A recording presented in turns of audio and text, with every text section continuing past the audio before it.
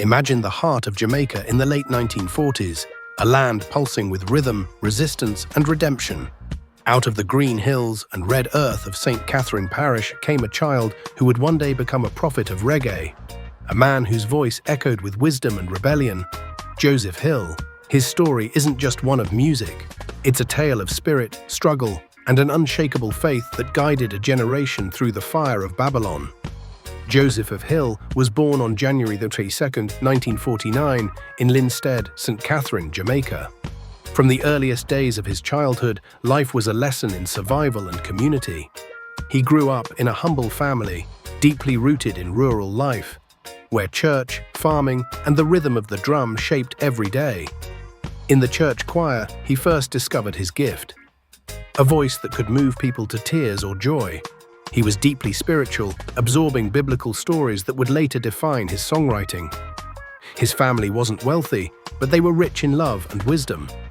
Joseph's mother, a deeply religious woman, encouraged him to follow a righteous path. His father, a hard-working man of the land, taught him the value of labor and humility. These early lessons carved the foundation of a man who would stand tall as one of reggae's most conscious voices. Growing up, young Joseph was drawn to sound systems and live bands that would echo through the countryside.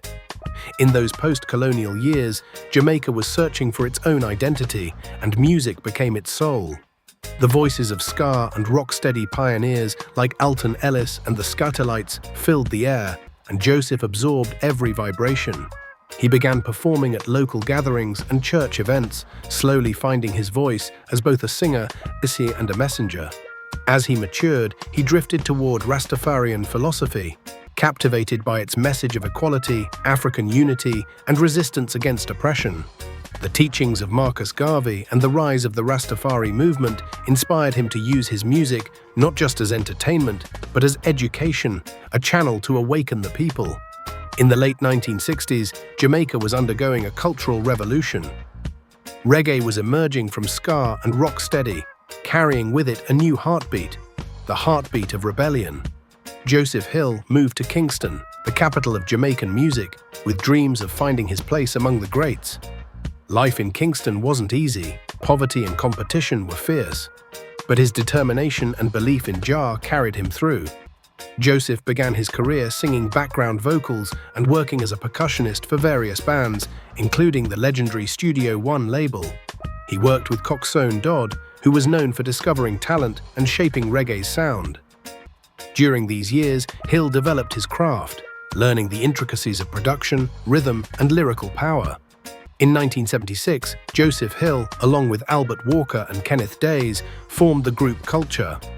The name itself was no coincidence. It was a declaration of identity, pride, and spiritual resilience. The group's sound was deeply rooted in Rastafarian beliefs, filled with harmonies, heavy bass lines, and messages that spoke to the struggles of ordinary Jamaicans. Their debut album, 2/7's Clash, released in 1977, was a revolutionary masterpiece. It was inspired by a prophecy from Marcus Garvey, who predicted that chaos would erupt when 2/7's clash, referring to July 7, 1977. The album became an anthem for the oppressed and frightened government authorities, yet it also solidified Culture's place as one of the most conscious groups in reggae. Every track on 2/7's Clash carried weight. Songs like I'm Not Ashamed, See Them A-Come, and Natty Dread Taking Over were filled with fire and spiritual warning. The record wasn't just music, it was prophecy set to rhythm. The album sold strongly in Jamaica and gained immense traction in the UK, where reggae was becoming the soundtrack of rebellion for youth in London and Birmingham. Joseph Hill's voice was unlike any other. It was sharp, haunting, and passionate, a preacher's cry mixed with the pain of the people. His performances were intense. He often sang as if in a trance, eyes closed, body swaying, channeling something beyond himself. Fans began to see him as a spiritual leader, not just a singer. Culture continued to tour and record throughout the late 1970s. Their follow-up albums, including Harder Than the Rest and International Herb, carried on their message of hope and defiance. Songs like Behold the Land, Revolution Time, and Jah Rastafari resonated deeply with audiences across the Caribbean, Africa, and Europe. As the years went by, Joseph Hill became the driving force of culture, the man behind the message, the voice of reason in a world of chaos. He wrote most of the songs, guided the band's direction, and represented the essence of Rastafarian faith in every performance. Even when political tension and violence gripped Jamaica in the late 70s, Joseph remained unshaken, using his music to preach unity and consciousness. By the early 1980s, culture had become an international symbol of truth in reggae. Their concerts in Europe and Africa drew thousands, and Joseph Hill's words echoed like psalms. His lyrics tackled not just spiritual matters, but social injustice, poverty, and colonial legacies. He was more than a musician. He was a teacher, a messenger, a prophet with a microphone. But Joseph's journey wasn't without hardship. As the reggae scene evolved, many artists struggled to maintain financial stability. Despite his fame, Hill remained humble and lived a modest lifestyle. His true wealth was spiritual, not material. He often said, "Man can't live off vanity, his righteousness feed the soul." Through it all, his family stood by his side. Joseph was married to Una Hill, who became his lifelong partner and supporter. Together, they raised their children, instilling in them the same principles of love, discipline, and faith. Among his children was Kenyatta Hill, who would later follow in his father's footsteps, continuing the culture legacy after Joseph's passing. As the 1980s rolled into the 1990s, reggae's global presence expanded, but Joseph Hill's commitment to roots reggae never wavered. While many turned toward dancehall or commercial sounds, culture remained grounded in authenticity. Albums like Nuff Crisis and Cumbolo reminded listeners that reggae's core message, truth, unity, and spiritual awakening, must never fade. Joseph traveled extensively, performing across Africa, Europe, and the Americas. His concerts were more like sermons, filled with chanting, prayer, and deep reflection. People who attended often described feeling transformed, as if they had witnessed something sacred. He wasn't just performing, he was communing with the audience. During the 1990s and early 2000s, Joseph Hill continued releasing powerful albums and collaborating with reggae legends. His influence spread beyond music into activism and cultural preservation. He spoke out about corruption, inequality, and the need for Africa's unity, echoing Garvey's dream. By the turn of the new millennium, Joseph Hill had become more than an artist. He was a living monument of reggae's moral and spiritual foundation. Wherever he went, people didn't just come to dance, they came to listen, to learn, to feel uplifted. Culture concerts were gatherings of the faithful, moments when music became prayer and rhythm became resistance. Hill's performances were electrifying, yet deeply sacred. Dressed in traditional Rastafarian colors, red, gold, and green, he would step on stage, often barefoot, carrying the energy of the ancients. He sang with conviction, his voice cutting through the crowd like a trumpet call from Zion. When he sang Jah Rastafari, the crowd answered with thunderous unity. His presence alone commanded respect. Even those who didn't fully understand his lyrics felt the power of his conviction. During live performances, Hill often improvised mid-song, turning verses into spoken word prophecies.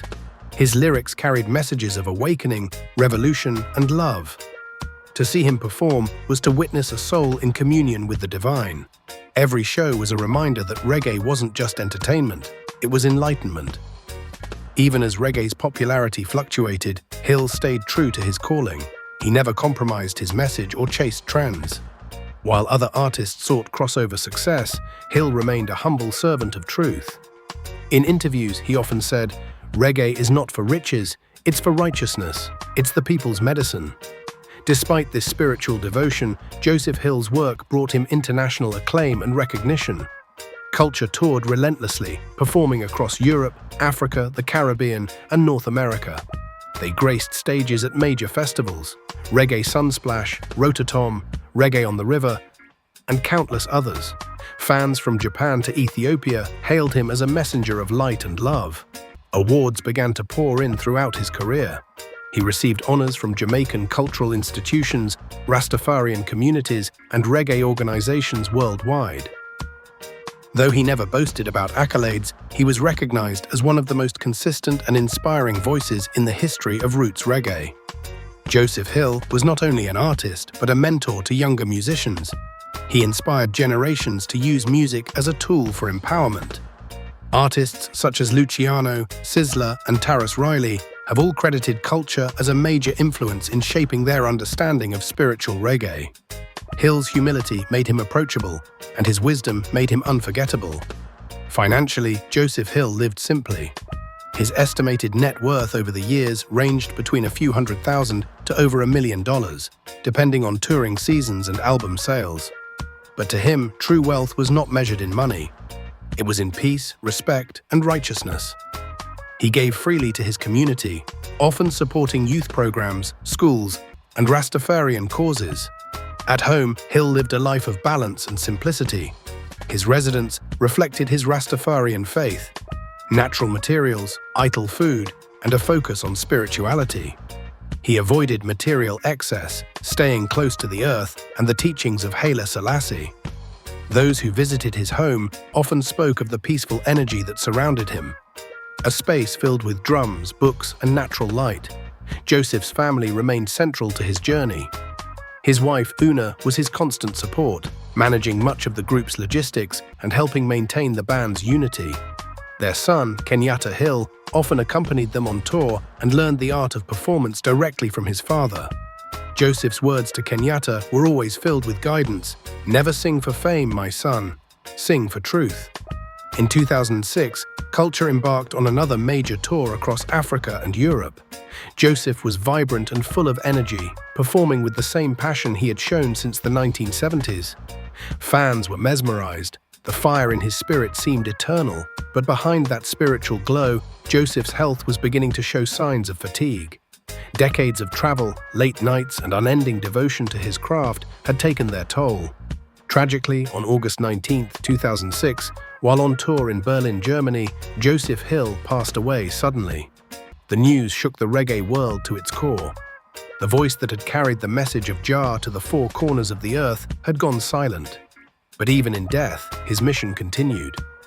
Following his passing, Kenyatta Hill stepped forward to complete the tour in his father's honor, performing the songs that had defined a generation. His voice carried an eerie resemblance to Joseph's, as if the spirit of culture itself refused to die. Audiences wept and sang along, honoring the man who had given them so much wisdom through song. Joseph Hill's funeral in Jamaica was a national event. Thousands gathered to pay their respects. Musicians, government officials, Rastafarian elders, and ordinary fans all stood together in unity. His body may have been gone, but his message remained carved into the heart of reggae culture. After his death, tributes poured in from all corners of the world.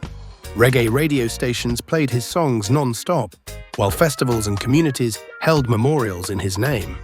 The Jamaican government recognized his contribution to the nation's culture, and his legacy was celebrated in documentaries, interviews, and tributes from younger artists.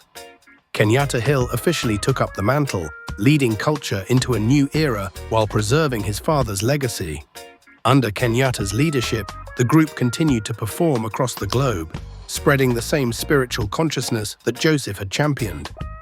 Each time he stepped on stage, he carried his father's words and wisdom with him. Joseph Hill's influence extended far beyond music.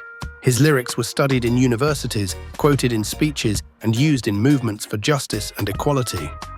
Songs like 2/7's Clash and Behold the Land became timeless anthems of resistance and awakening. His message of unity and spiritual resilience remains as powerful today as when he first sang it. Joseph Hill's success was never defined by charts or awards, but by his impact on humanity. He gave people hope, self-awareness, and faith in Jah. His music spoke to the broken and the brave alike, offering healing through rhythm. In a world full of noise, his words were truth set to melody. His discography remains a treasure for reggae lovers. Dozens of albums filled with timeless messages. Classics like Bald Head Bridge, Cumbolo, Nuff Crisis, and Wings of a Dove remain cornerstones of roots reggae. Each album tells a story of pain, pride, and the power of faith. As for his net worth in legacy, it's immeasurable. No amount of money could ever match the wealth of love and respect he earned. Generations of artists continue to draw inspiration from his wisdom. His image still appears on murals, his voice still spins on vinyl and streaming platforms, and his words still echo in hearts worldwide. Lifestyle-wise, Joseph lived as a true Rasta. Idle food, natural living, and spiritual reflection were his daily practices. He often fasted, prayed, and meditated on the teachings of Haile Selassie. His life off-stage was as disciplined as his performances on stage. He avoided vanity, stayed humble, and always put Jah first. He once said, "When you sing from your soul, the people feel you. When you live what you sing, the world remembers you." And that is exactly what he did. He lived his music. Joseph Hill's residences during his life included his home in Jamaica, a place he cherished, and temporary stays in Kingston, London, and Addis Ababa during his tours.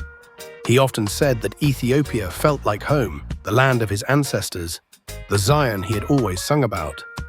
Even after decades, culture remains one of the most respected reggae groups ever.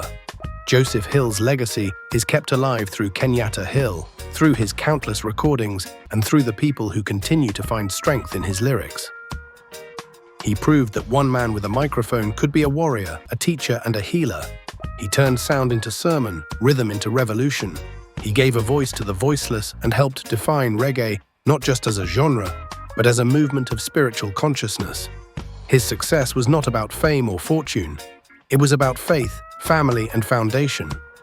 Joseph Hill rose from humble beginnings to become a symbol of spiritual resistance, leaving behind a message that still burns bright across generations. His journey from Linstead to the world stage is a testament to what happens when purpose meets passion. And even now, when you listen to a culture song, you can still feel him, his energy, his conviction, his soul, reminding us all that reggae is more than music. It's a calling. Joseph Hill's life reminds us that greatness isn't built on what you possess, but on what you give. And through his voice, he gave everything.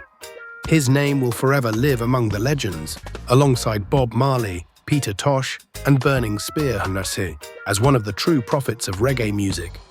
His spirit continues to chant down Babylon, one rhythm at a time. And so, as the sun sets over the hills of Jamaica and the drums echo through the night, the message of Joseph Hill still calls out, "Peace, love, and unity. Righteousness exalteth the nation. Jah live forever." Don't forget to like, comment, and subscribe for more deep reggae documentaries and true artist stories.